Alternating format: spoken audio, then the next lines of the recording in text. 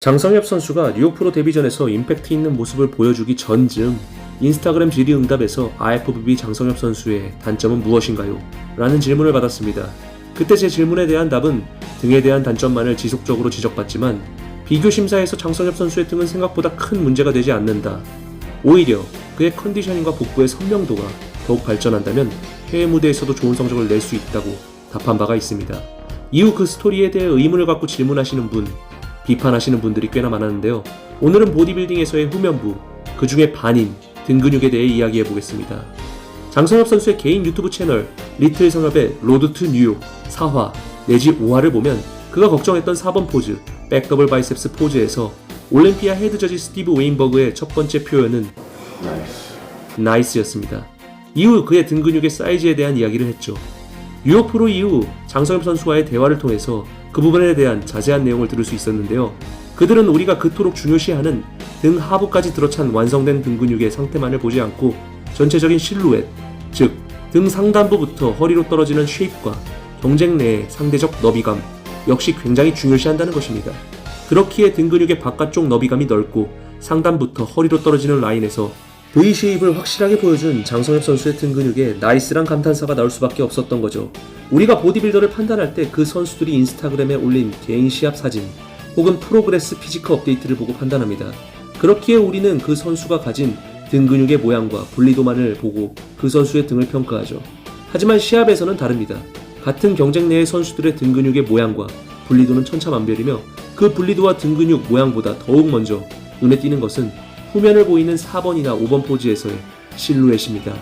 그 선수가 가진 상대적 등 너비와 등 상단부부터 허리 하체로 이어지는 라인이 먼저 눈에 들어온다는 거죠. 예시를 들겠습니다. 꽤나 많은 보디빌딩 팬분들께서 댓글로 브리온 앤슬리의 4번 포즈가 현 챔피언 C범, 크리스 범스테드의 4번 포즈보다 더 낫지 않냐고 말씀하십니다. 실제로 브리온 앤슬리의 등은 그가 만들 수 있는 최고치의 등이라 생각하며 두께, 디테일, 모양, 그 어느 것 하나 흠잡을 수 없이 완벽한 등 근육의 표본임에는 틀림없다고 생각합니다. 다만 두 선수가 나란히 하였을 때, 물론 아쉽게도 이번 올림피아에서 나란히 하지 못하였습니다. 다시 나란히 한다면 이야기가 달라집니다. 시범의 등 상단부에서 허리, 하체로 떨어지는 라인은 브리온 앤슬리의 4번 포즈의 최대 무기인 등 근육의 디테일과 두께를 보기 전에 이미 눈을 사로잡아 버립니다. C범이 상대적으로 장신의 선수이기에 가능하다고 말씀하실 수도 있지만 실제로 등 근육의 모든 디테일들이 쪼개져 있는 브리온 앤슬리의 등보다 광활하게 펼쳐지며 실루엣에서부터 압도적인 C범의 등에 사람들은 자동으로 시선이 갈 수밖에 없습니다. 그렇기에 보디빌딩 저지들 혹은 직관을 많이 다니시는 보디빌딩 고인물, 팬들이 자주 하시는 말이 직관을 통해 나란히 세워봐야 알 수 있다라는 말을 입버릇처럼 하는 것이죠. 그렇다면 등 하부, 즉 등 근육의 전체적인 완성도와 분리도는 중요하지 않느냐? 절대 아닙니다.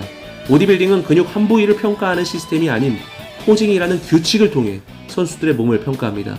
그 평가 내에서 당연히 등 하부를 포함한 등 디테일은 주요 심사 기준에 들어가죠. 그러나 비교 심사를 통해 등 하부가 상대적으로 부족한 선수들이 등 하부가 꽉 찬 완성도 높은 등 근육을 가진 선수보다 4번 포즈 혹은 5번 포즈에서 저지들과 보디빌딩 팬 여러분의 이목을 더욱 집중시킬 수 있고 생각보다 그런 경우가 많다는 것입니다. 피리스의 커리어 초창기 후면부입니다. 그를 단독으로 놓고 보았을 때 그의 등은 마치 등 근육의 모든 부분을 발달시킨 것처럼 완벽하게 분리되어 두께감이 자리잡고 있습니다.